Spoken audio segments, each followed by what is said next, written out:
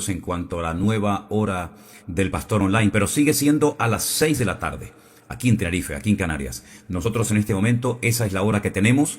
Mire ahora usted en su reloj la hora que es en su país y sabrá que cada vez que el Señor me dé la oportunidad de conectarme en este espacio que le hemos llamado el Pastor Online, esta será la hora en la que estemos siempre en directo para responder a todas y a cada una de las preguntas que todavía, después de tanto tiempo y de tantos programas, seguimos recibiendo. Bueno, pues vamos hoy a responder a las preguntas que ustedes nos envían con la palabra de Dios en la mano. Siempre les digo que si es posible, los que se conectan y quieren leer juntamente conmigo los textos, pues sería bueno que lo hicieran, y además también tomar nota, ¿verdad? Un papel y lápiz, una buena libreta para anotar esas cosas que después es bueno volver a recordar y así no olvidar, sino poder recordarlas en cualquier momento que necesitemos dar una respuesta a alguien. ¿Qué les parece, queridos hermanos? Como siempre hacemos, oramos al Señor, presentamos este tiempo, lo ponemos en sus manos. Como dependemos de Él, ¿verdad? Absolutamente para todo en la vida, queremos pedir su bendición, que el Señor nos ministre, nos hable, nos enseñe en esta tarde y podamos edificarnos y podamos aprender mucho más de Él y de su palabra. Así es que te pido que ahí donde estás, cierres tus ojos si es posible y oramos juntos al Señor pidiendo su dirección. Bendito Padre Celestial, muchísimas gracias, Dios mío, por este privilegio, esta nueva oportunidad que nos das de poder conectarnos con tantos y tantos hermanos en diferentes partes del mundo que están esperando una respuesta a esa pregunta que han enviado. Señor, dependemos de ti, pedimos que tu palabra nos hable, nos ministre, tu Espíritu Santo nos ilumine y nos dé la sabiduría necesaria para poder responder a las preguntas que tus hijos han enviado durante estos últimos días. Gracias por esta oportunidad de aprender, la aprovechamos, la valoramos y dejamos todo en tus manos en el nombre de Jesús. Amén y amén. Mis queridos hermanos, decirles referente a nuestro viaje a México. Efectivamente, estaremos en México. Dios nos ha dado la oportunidad de hacer este viaje y estaremos durante una semana en Distrito Federal, en la capital. Prácticamente ya todas las actividades que vamos a llevar a cabo ya se han anunciado a través de nuestros canales. Les recuerdo que tenemos solamente 2 canales oficiales. Este que están viendo ustedes ahora, nuestro canal de Facebook, Centro Evangélico Vida Nueva, y también en YouTube, Centro Evangélico Vida Nueva. Lo digo porque de vez en cuando se levantan por ahí personas y aparecen páginas con mi nombre o con el logotipo de la iglesia. No tienen nada que ver con nosotros. Nosotros tenemos, repito, 2 únicos canales oficiales. Este que ustedes están viendo en este momento, Centro Evangélico Vida Nueva en Facebook y Centro Evangélico Vida Nueva en YouTube. No pedimos dinero, no tenemos un montón de páginas ni canales abiertos en otras redes sociales, pero queremos que ustedes nos ayuden y nos informen si se enteran de personas, de gente que por ahí se dedica a pedir dinero en nuestro nombre y no somos nosotros. Ya el hecho de que pidan dinero, ya eso tiene que ser más que suficiente para que usted abra los ojos y se dé cuenta de que no somos nosotros. Eso por una parte. Por otra parte, decirles que prácticamente los aforos de los lugares donde vamos a estar ya están llenos. Hasta hace 5 minutos he estado respondiendo a mensajes de personas que siguen preguntando dónde vamos a estar, qué tienen que hacer para poder congregarse en el Centro Evangelístico de allí en México, Emanuel, las cenas que vamos a tener en diferentes lugares. Hermanos, esos aforos ya están llenos, están limitados, porque las autoridades han puesto límite a los aforos. Esto no lo hemos puesto nosotros no tenemos nada que ver con estas leyes, pero las respetamos. Nos gustaría que todos ustedes pudieran asistir. Tenemos una iglesia que nos permite juntar a 700, 800 personas y ya el aforo está completo. Muchos se tendrán que quedar fuera, lamentablemente, porque nosotros respetamos las leyes de los países y ese país de México ha dicho que los aforos están limitados, como también el aforo en nuestra iglesia aquí en Tenerife y en muchas partes del mundo sigue estando tremendamente limitado. Así es que si le han comunicado que no puede asistir, hermano, con todo el dolor de mi alma tengo que decirle que tenemos que respetar las leyes y tenemos que ser un ejemplo.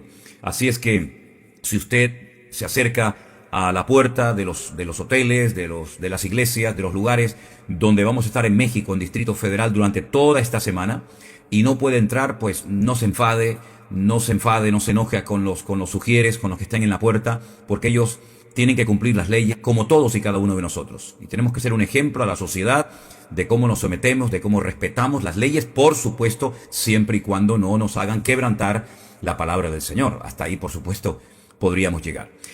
Me siguen todavía escribiendo y mandando muchos mensajes, personas que están muy interesadas en viajar con nosotros a partir del próximo año a Israel. Efectivamente, estamos organizando viajes para el próximo año y tenemos un correo, ¿verdad?, al cual ustedes tienen que dirigirse para pedir toda la información acerca de los precios, fechas, itinerarios, etcétera, etcétera. Hay plazas, gracias al Señor, hay plazas para poder viajar. Estamos organizando en principio 2 viajes para el próximo mes de febrero del año que viene. Si Dios lo permite, viajaremos con grupos y les enseñaremos ese país y podrán pisar y conocer ustedes los lugares donde estuvieron los profetas, los reyes de Israel, los apóstoles y por supuesto el mismísimo Señor Jesucristo. Así que damos gracias al Señor porque parece ser que vamos a poder viajar. Pero les digo algo de antemano, porque a veces hay gente que nos escribe y se enfadan, se enojan, porque es obligatorio ir vacunados. Si usted no se ha querido vacunar o si usted no quiere vacunarse, usted no puede viajar a Israel. No es una norma que yo he puesto. Yo no tengo nada que ver con esto. Yo simplemente le digo a usted que uno de los requisitos, de hecho se lo van a decir cuando usted se ponga en contacto con ese correo que está apareciendo en pantalla que nuestro hermano Juan Ramón está escribiendo, viajesaisrael@mividanueva.org, pues uno de los requisitos que tenemos que cumplir es que estemos vacunados. Si no estamos vacunados, no nos escriba porque no va a poder viajar con nosotros. Inténtelo usted por su cuenta, pero dudo mucho de que dejen entrar a personas que no quieren ser vacunadas. Entonces, usted no se quiere vacunar, no se vacune, pero no insista en viajar con nosotros a Israel, porque un requisito indispensable para poder entrar a Israel es que usted pueda demostrar que usted ha sido vacunado.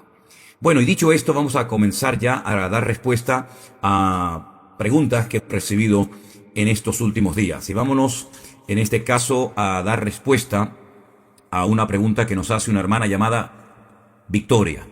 Quisiera saber si la profecía de Isaías capítulo 34, versículos 5 y 6, tiene que ver con la segunda venida de Cristo. También pregunta quiénes son los edomitas actualmente. ¿Qué país es Edom? De antemano, muchísimas gracias. Bueno, vamos a leer, si ustedes tienen su Biblia a mano y quieren leerla conmigo, Isaías capítulo 34, versículos 5 y 6. Y dice así la palabra del Señor. Porque en los cielos se embriagará mi espada. He aquí que descenderá sobre Edom en juicio y sobre el pueblo de mi anatema. Llena está de sangre la espada de Dios, engrasada está de grosura de sangre de corderos y de machos cabríos, de grosura de riñones de carneros, porque el Señor tiene sacrificios en Bosra y grande matanza en la tierra de Edom. Los edomitas son los descendientes de Esaú, el hermano gemelo de Jacob. Usted sabe que Jacob era hermano gemelo de Esaú. A los descendientes de Esaú se les conoce con el nombre de edomitas. La tierra de Edom era la tierra que ellos tenían. Algunos dicen que Edom desapareció completamente. No hay descendientes actualmente de Edom. Eso es lo que opinan algunos. Otros piensan que se diluyeron y que hoy en día están, digamos, dentro de las muchas naciones árabes que existen en la actualidad. Algunos creen y opinan que también tienen que ver con los jordanos, el país que está al este del río Jordán, al este de Israel. Pero la realidad es que los edomitas fueron tremendamente castigados en la antigüedad por su desobediencia, por su rebeldía, por querer destruir a Israel, su hermano, y por gozarse en las tragedias que le ocurrían a su hermano y por favorecer al enemigo. Así es que los edomitas, repito, algunos creen que ya prácticamente no hay descendientes de edomitas y otros creen que se han diluido entre las distintas naciones árabes que existen hoy en día. Es lo que le puedo responder a usted, Victoria. Desde Colorado, los Estados Unidos, Giselle nos pregunta lo siguiente. En Marcos capítulo 16, versículo 5, se habla de un varón. Y en Lucas 24, 3 y 4, menciona a 2 varones. Le agradecería que me explicara un poquito ambas citas. Bueno, ambas citas tienen que ver, hacen referencia a la resurrección del Señor Jesucristo. No hay contradicción entre ambas citas, entre ambos textos, uno escrito por Marcos y otro escrito por Lucas. Lucas nos dice que esos 2 varones estaban allí en la tumba, en el sepulcro de Jesús, con vestiduras resplandecientes. Evidentemente eran ángeles, ¿sí? Y Marcos nos dice que había un joven sentado a la puerta del sepulcro, al lado derecho del sepulcro, cubierto con una larga ropa blanca. Bueno, yo no veo ninguna contradicción. Una cosa es que hubiera un joven con una ropa blanca sentado en el sepulcro, que algunos dicen que podía ser el mismísimo Marcos, el que escribió el Evangelio, porque dice la Biblia que después un joven que iba cubierto con una sábana salió corriendo, ¿verdad? Y puede ser que se refiera al mismo Marcos, de una forma indirecta él se mete en el texto bíblico, y los dos varones con vestiduras blancas resplandecientes evidentemente eran dos ángeles que habían aparecido allí para dar testimonio y para decirle a aquellas mujeres que se habían acercado al sepulcro: no busquéis entre los muertos al que vive, porque ha resucitado. Son dos cosas completamente diferentes. Marcos se centra en este joven, Lucas se centra en los varones con vestiduras resplandecientes, pero repito, no existe ninguna contradicción entre el relato de uno y el relato del otro. Seguimos adelante y Diego, desde México, nos escribe y nos pregunta lo siguiente: ¿por qué en algunos días del año se celebra el Día de los Muertos y la fiesta de Halloween? Dice, ojalá nos pudiera regalar una predicación hablando de este tipo de festividades y tradiciones del mundo para poderlas compartir con nuestros amigos y familiares. Bueno, yo le recuerdo a usted que hace unos años nuestro hermano Anderson dio una palabra, dio un estudio, una enseñanza acerca del origen de esta fiesta macabra y pagana llamada Halloween, que se ha estado celebrando en estos días y que lamentablemente se ha extendido por muchas naciones de la tierra. Y lo peor de todo es que hay algunos cristianos que, sin informarse del trasfondo diabólico de esta fiesta y sin informarse acerca de dónde nace y por qué se celebraba esta fiesta a los muertos, pues toman parte de ella, disfrazándose y tomándose a risa una fiesta con un trasfondo satánico terrible, de la cual los cristianos nunca, jamás deberían de participar de ninguna de las maneras. No es una fiesta para tomarse la broma, sino tiene un trasfondo muy malo, muy feo, y sería muy bueno que usted, que está interesado en darle una respuesta, una información a sus amigos y familiares, se metiera, por ejemplo, en Google y se informara, estudiara, se documentara bien acerca de esta fiesta, de dónde nació, por qué se practicaba y por qué se hace lo que se hace. Entonces, ya que usted tiene interés en darle una respuesta a sus amigos y familiares, pues usted mismo documéntese directamente, por ejemplo, de internet. No necesita que nosotros le demos una predicación ni una enseñanza, porque la enseñanza que yo le voy a dar la puede extraer usted mismo de la misma fuente de donde yo la voy a extraer. Gracias a Dios, hoy en día en internet tenemos muchísima información sobre esta fiesta macabra y sobre otras muchas cosas. Por lo tanto, usted haga el trabajo de investigación, prepárese para que así pueda dar una respuesta coherente y explicarle a sus amigos o familiares o conocidos el trasfondo pagano de esta fiesta, de la cual, repito, ningún cristiano con dos dedos de frente, con un mínimo de temor y respeto a Dios, debería jamás de participar. Es terrible ver a cristianos, incluso algunas personas que se suben a plataformas, a púlpitos, supuestamente a predicar, a ministrar al Señor, cómo participan y presumen de que ellos y sus hijos y en sus casas se celebra la fiesta de Halloween, cuando es lo más anticristiano que ustedes se puedan imaginar.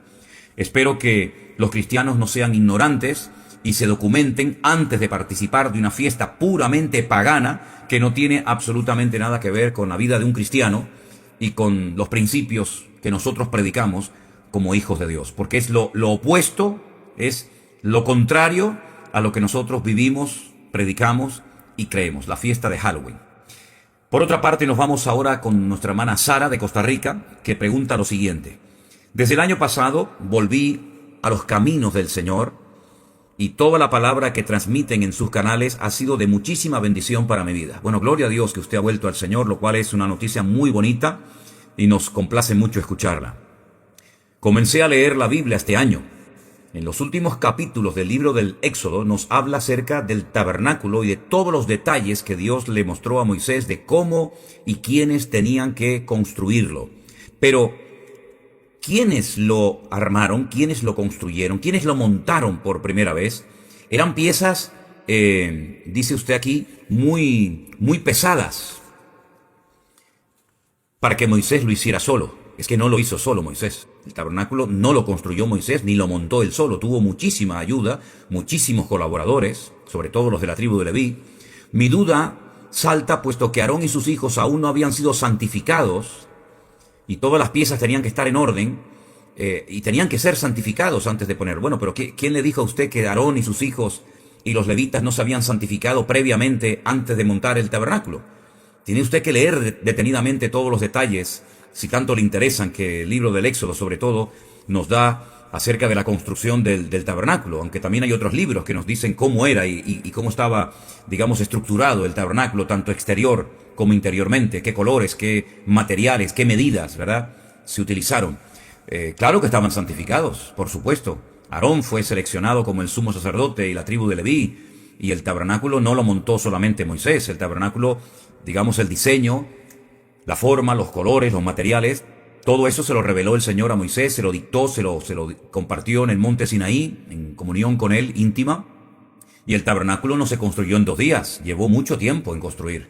Dese cuenta que, por ejemplo, la menorá, o el famoso candelabro de 7 brazos, pues era de una pieza de oro puro, y pesaba casi 50 kilos.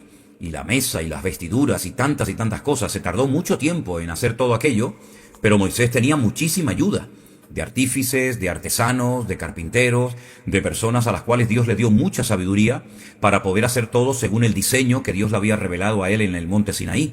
Por lo tanto, ya digo, Moisés no tomó una parte activa en la construcción del tabernáculo, pero él transmitía a los que lo iban a construir toda la información que previamente el Señor le había dado a él. Y todo se hizo conforme a lo que Dios había estipulado que se hiciera, ¿sí? Bueno, seguimos adelante. Francisco nos pregunta, por favor, ¿qué significa Jerusalén será hollada por los gentiles hasta que los tiempos de los gentiles se cumplan? Gracias anticipadas. La palabra hollar significa pisar, maltratar. Quiero decirles a todos ustedes, por supuesto a usted también, Francisco, que la ciudad de Jerusalén por casi 2000 años no podía ser visitada, no estaba bajo dominio, bajo control de Israel. Incluso cuando en 1948 lograron recuperar parte de su país, parte de su tierra, el pueblo de Israel, no se les permitía, por ejemplo, ir al muro de los lamentos, al cótel, a orar. Prueba de ello es que cuando se visita Jerusalén hay zonas perdón, que están en alto, desde las cuales los judíos intentaban observar la explanada del templo, donde antaño estuvo la gloria del Señor, la Shekinah, y el templo que levantó Salomón, y después también el segundo templo. Jerusalén pasó por muchas manos. Allí estuvieron los ingleses, allí estuvieron los árabes, allí estuvieron prácticamente todos.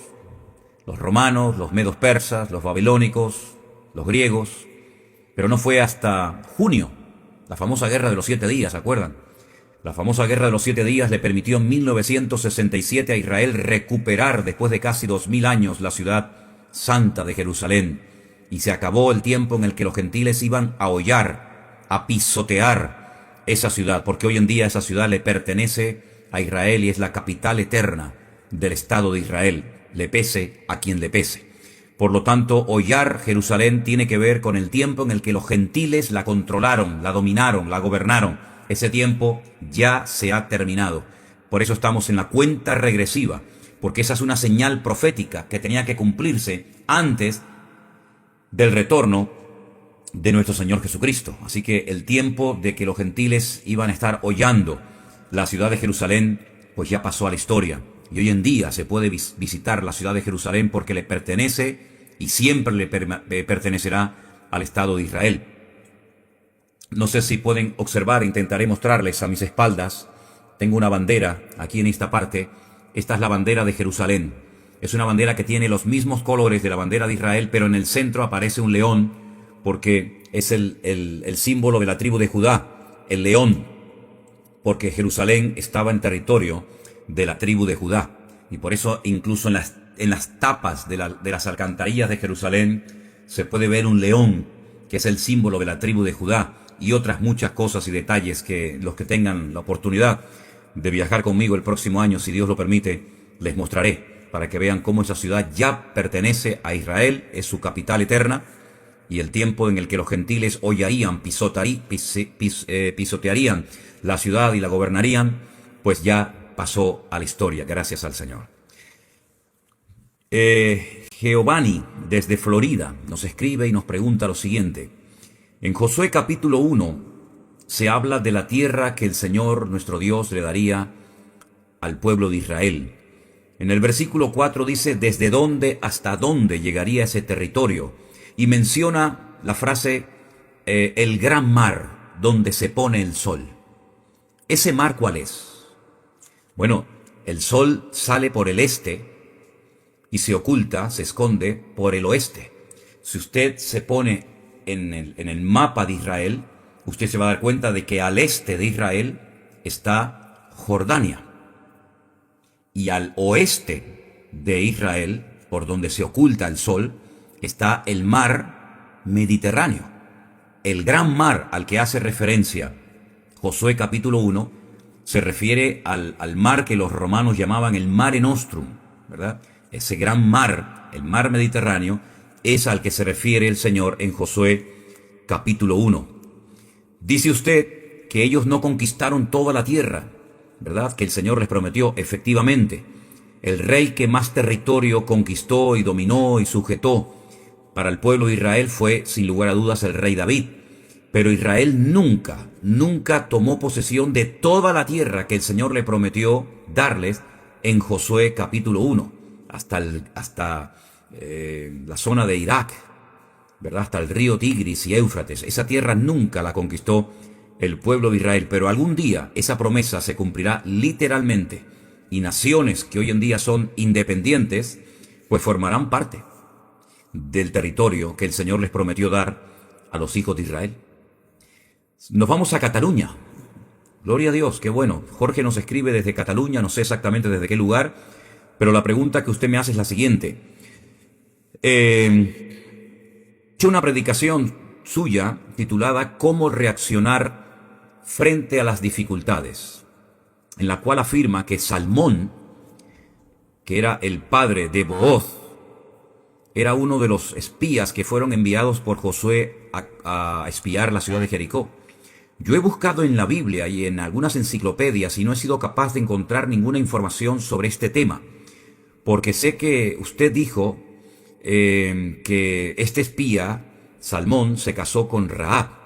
Bueno, permítame decirle, Jorge, desde que vive usted en Cataluña, que a veces la Biblia nos dice algunas cosas que cuando uno las busca en la misma Biblia no aparecen. Le voy a poner dos ejemplos. Tome nota. Hay una carta en el Nuevo Testamento muy cortita que se llama la carta de Judas. En esa carta, y cuento esto porque después creo que voy a responder una pregunta que tiene que ver con este tema, dice que Satanás contendía contra el arcángel Miguel por el cuerpo de Moisés. Si usted busca eso, esa historia, ese relato en el Antiguo Testamento, no la va a encontrar por ninguna parte. Luego Judas tuvo acceso a una información que en nuestras Biblias no aparece, pero quedó registrada en la carta de Judas para que todos nosotros supiéramos que eso ocurrió en el mundo espiritual. En la carta a los Hebreos dice que cuando Moisés tenía 40 años, salió a pasear por Egipto y vio a un egipcio golpeando, maltratando, humillando a un hebreo. Si usted va al Antiguo Testamento, no va a encontrar en ninguna parte la edad que tenía Moisés cuando salió a dar un paseo por Egipto y vio esta escena que le acabo de relatar. Luego, habían fuentes de información que no eran única y exclusivamente la Biblia. Y hay muchas fuentes de información. Por ejemplo, si usted quisiera saber mucho acerca de ese imperio que profetiza la Biblia que se levantaría y que caería, el de los griegos, la Biblia nos da muy poca información acerca de ese imperio. Sin embargo, la historia secular nos da muchísima información acerca de lo que hicieron esos personajes, ese imperio, de cómo conquistó Israel, Jerusalén, profanó el templo, etcétera, etcétera. Luego hay fuentes de información extrabíblicas que a veces nos ayudan a entender ciertos y determinados pasajes. No estoy totalmente de acuerdo con el tema del Talmud, porque el Talmud cuenta muchísimas barbaridades y locuras, pero en algunas ocasiones en el Talmud, que hay dos, el de Jerusalén y el de Babilonia, hay alguna información que nos puede ayudar a entender ciertos y determinados pasajes bíblicos. La tradición ¿verdad? La Torá She'al Peh, la tradición que se pasa de boca a boca, de padres a hijos, de generación en generación, con la cual no estoy totalmente de acuerdo, porque muchas veces son auténticos disparates y barbaridades. En algunas ocasiones, algunas cosas que se transmitían, pues eran muy interesantes. Entonces, hay tradiciones, hay comentarios que opinan que uno de los espías que entró a la casa de Rahab la ramera era Salmón, con el que después Rahab se casó y tuvo, como usted bien dice, a Booz, y de ahí pues viene una descendencia muy interesante que está entroncada, está directamente relacionada con la vida, con el ministerio, el nacimiento de nuestro Señor Jesucristo, como usted sabe perfectamente. Así que hay otras fuentes de información a las cuales no es malo acceder e informarnos. Y yo tengo un refrán que lo utilizo en varias ocasiones, que dice, o lo utilizo en alguna ocasión: coman el pescado y dejen las espinas a un lado. No toda la información que leemos por ahí es correcta, pero a veces es bueno escuchar ciertas y determinadas opiniones, ciertas y determinadas informaciones que pueden en un momento determinado enriquecer nuestro conocimiento de la Biblia. Pero bueno, esto no es realmente algo tan importante que nos tiene por qué perturbar o nos tiene que preocupar, ¿verdad? Damos un salto y nos vamos a Colombia. Pregunta que nos viene de Jorge Luis. Estoy en un proceso de aprendizaje, dice usted. Bueno, gloria a Dios, todos estamos en un proceso de aprendizajes. Tengo como 3 años intentando leer la Biblia. Bueno, espero que lo haya podido conseguir. Sigo sus predicaciones todo el tiempo. Pastor, he leído y visto en diferentes prédicas incluso la enseñanza de la supremacía de Jesús, entre otras, y busco en la Biblia acerca de Cristo. ¿Cómo me podría usted explicar por qué hay versículos que dicen que Jesucristo era el Hijo de Dios? Y me cita Juan 3:16, Juan 14:6, Juan 8:19, Juan 10:25, Colosenses 1:1, etcétera, etcétera, y otros más. ¿Cómo me podría usted explicar que Jesús es el Hijo de Dios? Pastor, por favor, ¿me podría aclarar esto para que se me quiten de mi cabeza aprendizajes viejos? Yo leo literalmente la pregunta que he recibido, porque eso me confunde y no me deja avanzar. Y en ocasiones hasta siento que no doy el lugar correspondiente y por eso ni siquiera puedo orar. Bueno, yo creo, con todo mi respeto, Jorge Luis, que usted se está complicando innecesariamente la vida. Vamos a ver, ¿qué problema hay en que usted haya leído en esos versículos y en otros tantos que no me ha mencionado que Jesús era el Hijo de Dios? ¿Dónde está el problema? ¿Usted no cree que Jesús era el Hijo de Dios? ¿Quién era Jesús entonces? En Jesús cohabitaban 2 naturalezas, la humana y la divina. Sabemos que como humano, ¿verdad?, Él tuvo unos antepasados. De hecho, tenemos unas genealogías en el Nuevo Testamento muy interesantes.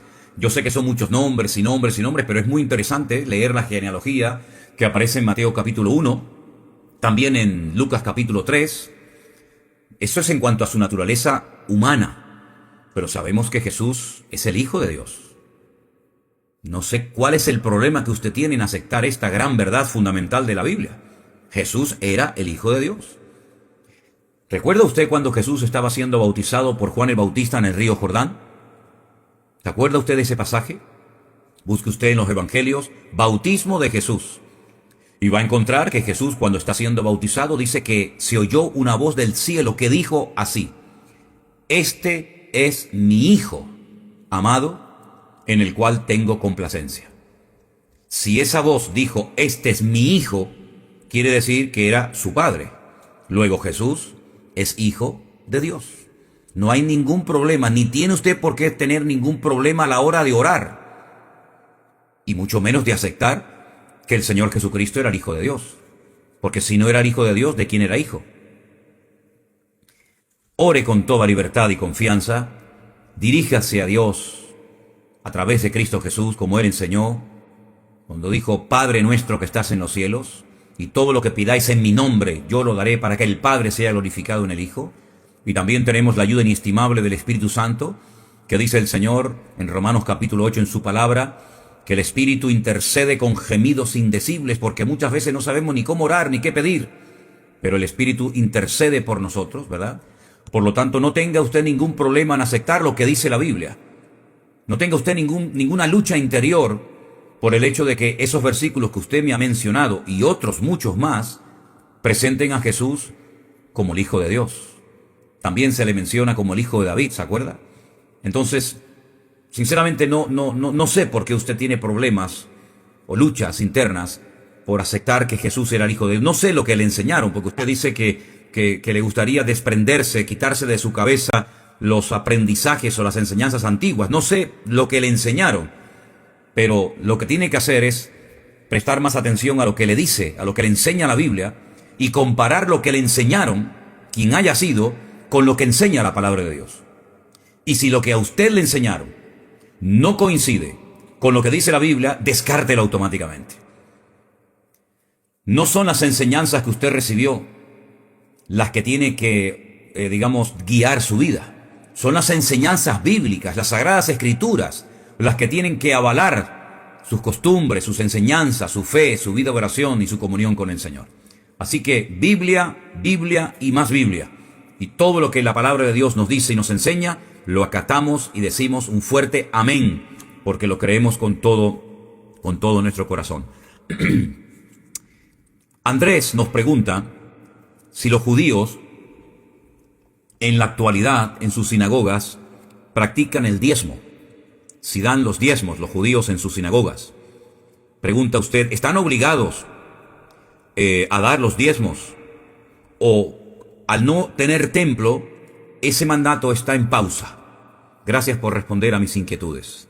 Es que vamos a ver, el tema de los diezmos, del cual se han hablado muchas cosas y no todas bíblicas y correctas, porque incluso he visto personas que amenazan a la gente y asustan a la gente, diciendo que si no dan el diezmo están condenados y si no dan los diezmos van a tener maldiciones, etcétera, etcétera. No le haga caso a ninguna persona que diga esas barbaridades y esas herejías, porque eso no es bíblico, eso no es verdad. Pero bueno, dejando este tema a un lado, del cual ya hemos hablado en muchas ocasiones, Abraham nunca vio el templo, nunca leyó la Biblia, jamás leyó la Torá, escrita por Moisés, y sin embargo ya él le dio los diezmos al rey de Salem, a Melquisedec. ¿Se da cuenta cómo los diezmos se daban y se practicaban antes de la creación o construcción del templo de Jerusalén? Jacob le dijo al Señor que si lo guardaba en aquel viaje que estaba a punto de emprender, si lo protegía, si lo bendecía, si lo prosperaba, le daría el diezmo de todo cuanto obtuviera a lo largo de su vida. Por lo tanto, el diezmo no está ligado única y exclusivamente a la construcción o no construcción del templo de Jerusalén. Los judíos practicantes, los judíos ortodoxos fundamentalmente, suelen practicar lo que se llama la sedaká, la generosidad, ¿verdad? Los diezmos, las ofrendas. Y lo hacen con toda naturalidad, porque forma parte del culto a Dios. La generosidad tiene que ser algo habitual en la vida de todo creyente, sea judío, cristiano o lo que sea.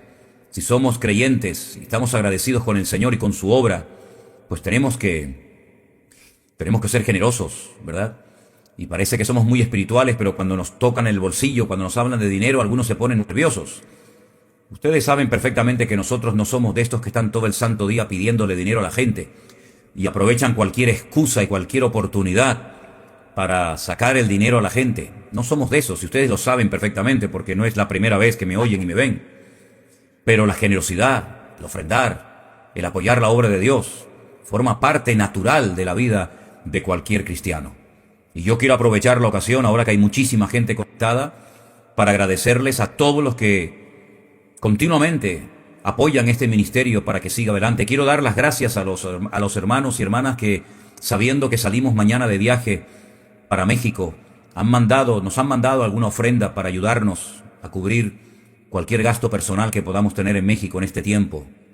Yo siempre les agradeceré de todo corazón lo que ustedes han hecho por nosotros durante el tiempo de confinamiento en el que estuvimos el año pasado encerrados, cómo la gente se volcó mandando ayuda económica, no solamente oraciones, sino también ayuda económica, para que la iglesia siguiera adelante, para que siguiéramos predicando la palabra de Dios. Y estaré eternamente agradecido a la cantidad de hermanos de todas las denominaciones, pentecostales, bautistas, asambleas de hermanos, pastores incluso, que ofrendaron y que siguen haciéndolo para que esta obra aquí en Canarias siga adelante difundiendo la palabra del Señor.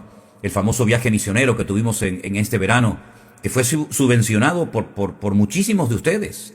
Nosotros hacíamos nuestra parte, pero ustedes hicieron también una parte fundamental. Creo sinceramente que la generosidad, que es lo contrario a la avaricia, tiene que ser lo normal en la vida de cualquier cristiano. Así que gracias de todo corazón a todos los generosos que aman, apoyan y ayudan para que este ministerio siga adelante con ayuda del Señor. Que Dios les bendiga muy grandemente. Vamos a ver si hay alguna pregunta más por aquí.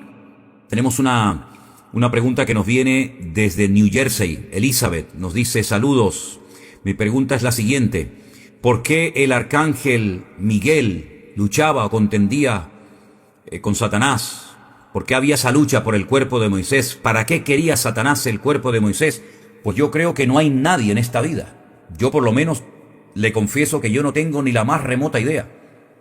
Porque como la Biblia no lo dice, y no creo que haya ningún pastor que se atreva, bueno, en esta vida hay de todo, como decía mi abuelo, ¿no?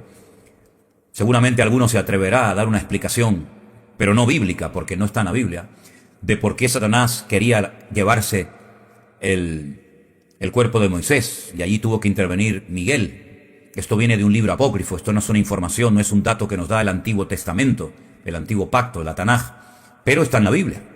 Luego es una información fidedigna, nos relata la realidad del mundo espiritual. ¿Para qué lo quería? Sinceramente, hermana Elizabeth de New Jersey, no tengo ni la más remota idea. Tampoco es algo que me preocupa mucho, sinceramente, ¿no? Pero bueno, ya que usted me ha hecho esa pregunta, yo con toda honestidad le tengo que decir que no sé para qué Satanás quería el cuerpo de Moisés.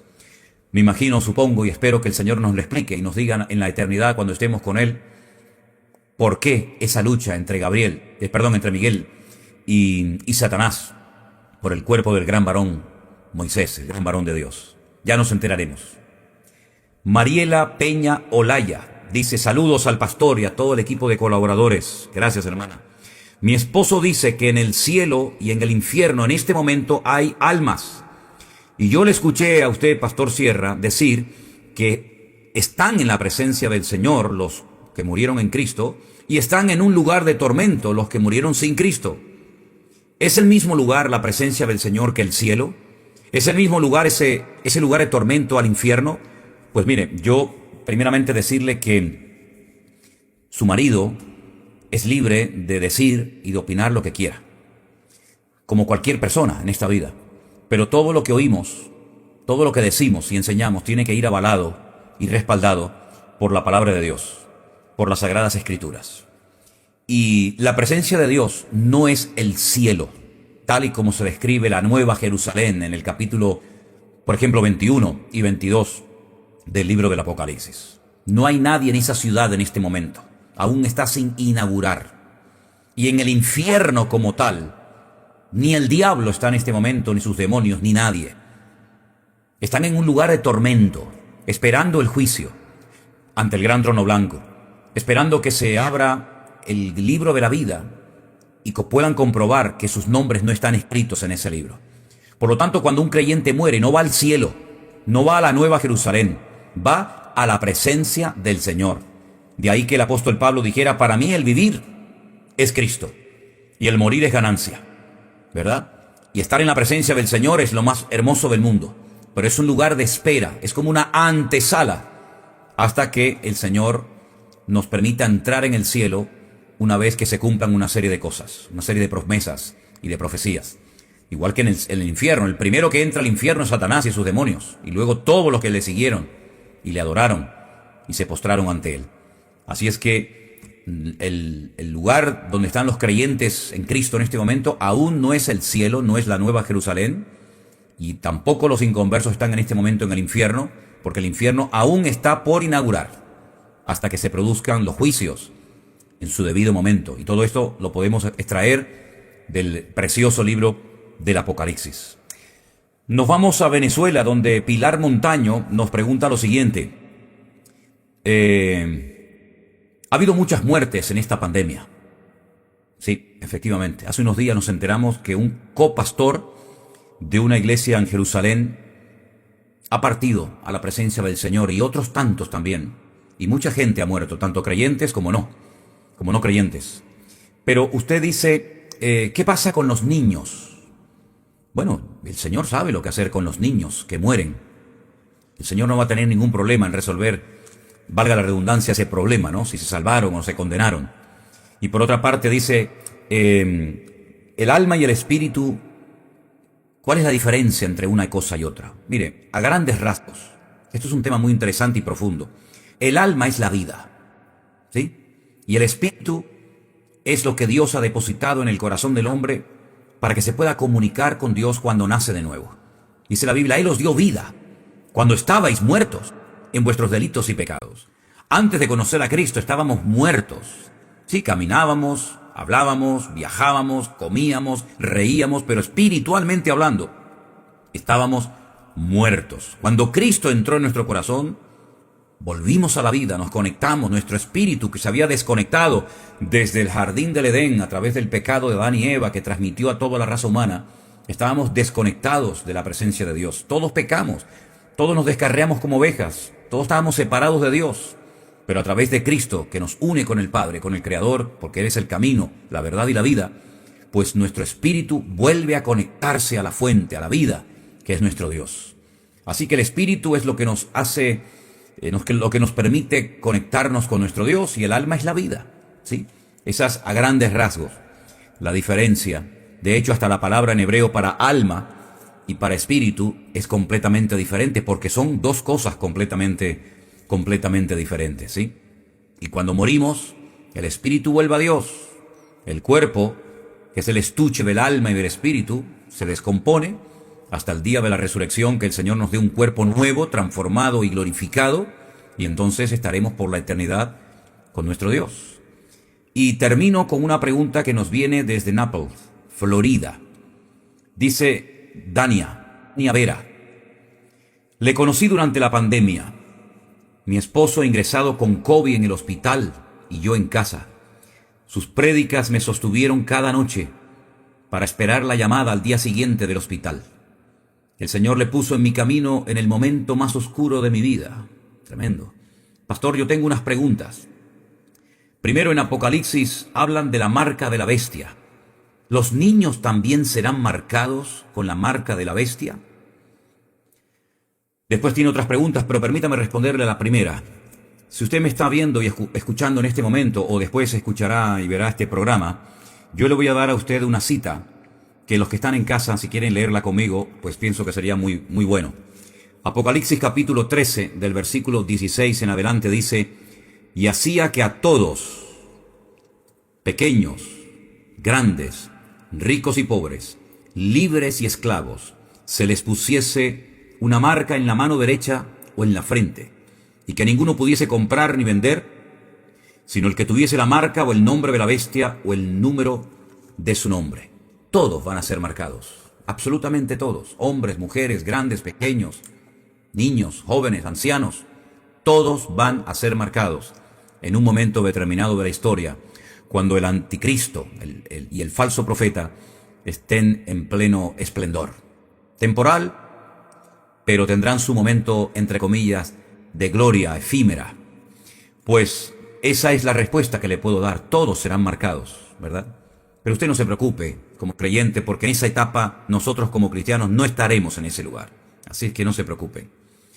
Y también usted pregunta, ¿por qué Satanás quería el cuerpo de Moisés? Nuevamente nos vuelven a hacer la misma pregunta que ya contesté antes. No lo sé, hermana. Ni yo ni nadie le podrá en esta vida bíblicamente responder a su pregunta, por una sencilla razón, porque la Biblia no proporciona, no nos da esa información. ¿Para qué quería Satanás el cuerpo de Moisés? Nadie lo sabe con exactitud. Aunque vuelvo a decir lo que dije antes, seguro que por ahí se levantará alguno diciendo por esto y por esto, pero a ver cómo lo demuestra con la Biblia. Y finalmente dice, ¿puede el enemigo quitarle la vida a una persona? No le quepa a usted la menor duda, mi querida hermana. Juan capítulo 10, verso 10, el Señor Jesucristo dijo lo siguiente: Satanás es un ladrón que viene a hurtar, a matar y a destruir. Pero yo he venido para que tengan vida y vida en abundancia.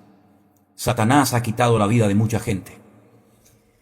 Satanás es un ser perverso y maligno que se mueve en el territorio de la muerte y del desorden y del caos. Y lamentablemente muchas personas, por no haberle entregado su vida al Señor Jesucristo, fueron víctimas de este ser maligno y perverso que estará en el infierno por toda la eternidad. Que Dios nos guarde y nos proteja, porque estoy segurísimo, totalmente convencido, de que Satanás en muchas ocasiones ha deseado y ha intentado, y doy fe de ello, quitarnos la vida. Pero nosotros los creyentes estamos protegidos por el Señor, y siempre y cuando estemos en orden, en obediencia y en santidad, los que amamos a Dios, todas las cosas nos ayudan a bien. Y podemos tener paz en medio de la tormenta y no tenerle miedo a nada ni a nadie, porque aunque el enemigo intente hacernos daño, destruirnos y hasta acabar con nuestra vida, ni un pelo de nuestra cabeza caerá sin permiso de nuestro Dios. Por lo tanto, a Él le debemos la vida física y espiritual. De Él depende nuestras fuerzas, toda bendición depende de Él, y confiamos de que Él nos guardará hasta el último momento de nuestra vida. No elegimos el día de nuestro nacimiento, ni la hora, ni el lugar, porque eso le corresponde solamente al Señor, y ahora que estamos en Cristo, saldremos de esta vida para ir a la presencia del Señor en el momento en el que el Señor lo quiera, no cuando al enemigo le gustaría, sino cuando el Señor lo permita, porque el Señor ha prometido estar con nosotros todos los días, cuidándonos, protegiéndonos y pastoreándonos, y en Él confiamos cada día. Queridos hermanos, hasta aquí ha durado hoy el Pastor Online, este programa. Espero haber podido responder a las inquietudes y preguntas que ustedes nos han hecho llegar. Pido que por favor oren mucho por nosotros durante toda esta semana. Vamos a estar en México. Salimos mañana temprano de viaje rumbo a ese gran y enorme país donde el Señor nos va a permitir estar durante toda la semana. Tenemos un programa muy apretado donde conoceremos a centenares de personas. No vamos a poder saludar y hablar con todas, pero tenemos muchas personas que se quieren bautizar, tenemos personas que se quieren casar, otros padres que quieren presentar sus hijos al Señor, y va a ser una semana muy intensa que intentaremos grabar todo para que en cuanto podamos subirlo a los canales, a los dos únicos canales que tenemos, Facebook y YouTube, Centro Evangélico Vida Nueva, para que ustedes puedan disfrutar juntamente con nosotros de toda esta bendición y de todo este trabajo intenso que se va a llevar a cabo durante toda esta semana. Contamos con vuestras oraciones. Gracias, porque sabemos que ustedes nos están cubriendo las espaldas y orando por nosotros. Y como me decían unos hermanos ya de edad avanzada en esta última reunión por Zoom que tuve con los varones del grupo número 2 de nuestra iglesia virtual, que se levantan temprano a la mañana a orar por nosotros. Qué maravilla tener un ejército de hombres y de mujeres que oran por nuestra familia, por nuestras vidas, por nuestro ministerio. Les estaré siempre agradecido por tanto amor que ustedes expresan cada día hacia nuestras personas. Que Dios les bendiga, y si les parece, queridos hermanos, terminamos con una palabra de oración, dándole gracias al Señor por esta oportunidad y por este privilegio que nos ha dado en esta tarde de haber estado juntos una vez más. Oramos a nuestro Dios. Bendito Padre Celestial, te doy gracias desde lo más profundo de mi corazón por este privilegio que me has dado un día más de hacer este programa donde tu nombre ha sido levantado en alto y tu palabra ha sido predicada. Y queremos que tú seas el centro de atención y que tú recibas toda la gloria y toda la honra.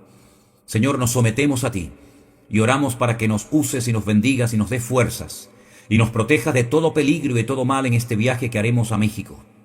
Guarda tú nuestra salida y nuestra entrada. Cuida de tu obra y que veamos tu mano, tu gloria. Que veamos, Señor, cómo tu poder se mueve y toca las vidas. Y queremos ver milagros, queremos ver tu gloria en las vidas de tu pueblo, Señor. Gracias en esta tarde por esta oportunidad que nos diste de estar juntos. Te damos a ti toda la gloria y toda la honra en el precioso nombre de Jesús. Amén y amén. Mis queridos hermanos, que Dios les bendiga. Intentaré con mucha paciencia ir leyendo todos y cada uno de los mensajes que hemos recibido a lo largo del programa. Nos vemos pronto. Dios les bendiga y les mantendré informados de cómo va nuestra estadía por México. Bendiciones para todos y un gran abrazo.